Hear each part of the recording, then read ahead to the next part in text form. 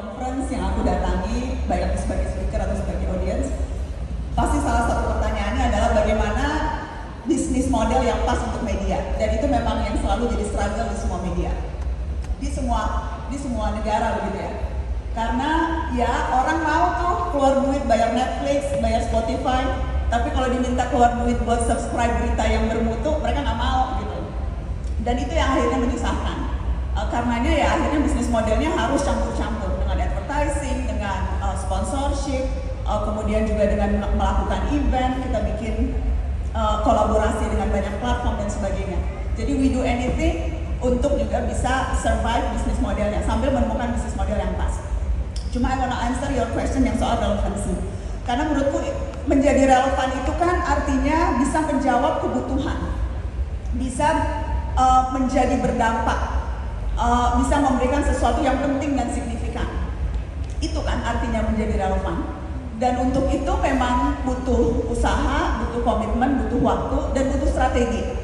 Kalau aku bisa bagi beberapa tips dari Dede strategi untuk menjadi content creator yang relevan hari-hari ini, karena sekarang semua bisa jadi content creator, atau bahkan mungkin semua sudah jadi content creator sekarang. Dari mulai 10 detik di TikTok itu juga udah content creator kan. Nah, bagaimana caranya menjadi relevan gitu? Bagaimana caranya menjawab kebutuhan? Karena kalau sekedar viral saja itu nggak akan long lasting. Aku ingat Andy Warhol tuh artis Amerika tahun 60-an pernah bilang akan ada suatu masa di mana hanya butuh waktu 15 menit untuk orang jadi terkenal. Itu ketika itu dia membaca media landscape saat itu tahun 60-an. Sekarang nggak perlu 15 menit deh, cukup 15 detik di TikTok udah bisa viral gitu kan. Tetapi sekali lagi apakah itu long lasting? Karena tidak semua orang, bahkan hampir semua orang hanya akan mengingat sedikit saja informasi di tsunami berita saat ini. Karenanya penting untuk memberikan apa yang dibutuhkan. Kalau kita kasih apa yang dibutuhkan orang, kita akan selalu dicari. Karenanya yang pertama tipsnya, tentukan ceruk pasar kamu apa. Nggak mungkin kita bisa memenuhi kebutuhan semua orang. Tentukan ceruk pasarnya. Vicky tadi belajar bahasa. Target audiensnya anak-anak muda yang punya keinginan untuk juga mau belajar, pengen jalan-jalan ke luar negeri, mungkin itu. Next, ceruk pasarnya jelas, orang yang suka makan food, dan itu banyak banget orang yang suka itu. Kita semua orang yang suka makan, dan kita semua senang dapat rekomendasi makanan yang enak. Ceruk pasarnya jelas, jadi pertama itu tentukan siapa yang mau kamu target. Yang kedua, baca apa kebutuhan target pasar kamu. Kadang-kadang tuh kita suka asik sendiri, kita merasa apa yang penting buat kita pasti penting buat orang lain. Kegeeran sendiri gitu kita.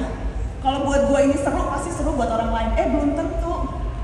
Kenali kebutuhan ceruk pasar kamu. Dan ini juga terjadi di jurnalisme. Ada bubble, seolah-olah kita merasa ini isu yang harus diberikan ke publik. Iya, terkadang itu, dan ya harus ada strateginya. Karena buatku jurnalisme itu juga membuat sesuatu yang penting menjadi menarik sehingga orang lain juga yakin bahwa itu penting.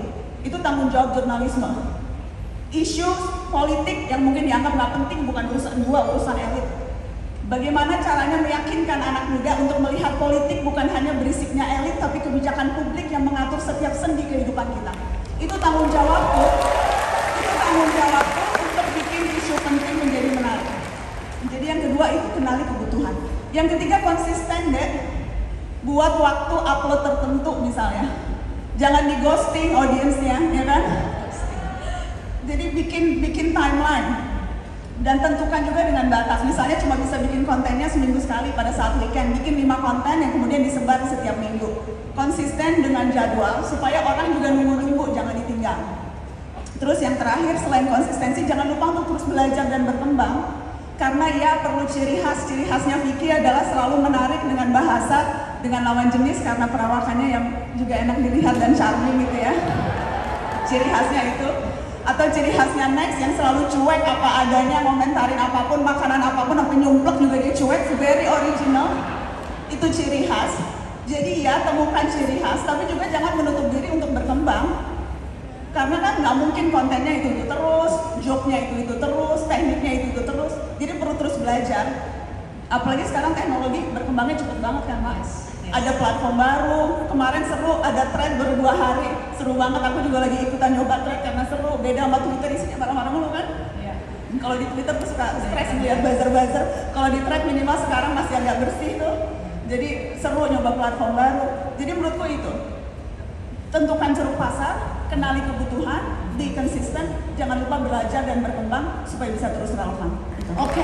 Udah company dan kemudian jadi bukan mungkin rasanya pasti berbeda dengan pendekatan konten-konten kreator yang individual begitu.